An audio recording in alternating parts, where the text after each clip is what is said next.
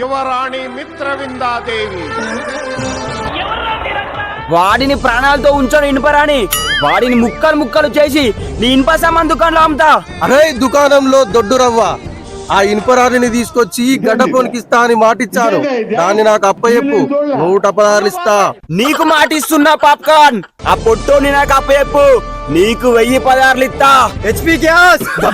నన్నే అంత మాట అంటావా? నా ఇజ్జత్ అంత పోయింది. ఓసారి ఇనుపరాని, ఇప్పుడు ఈ ఎస్పీ షూట్ నాది, ఇక నీ స్థానం ఇది. ఎందుకురా నీకంత ఏతులు? నేను మాట్లాడతాను కదా.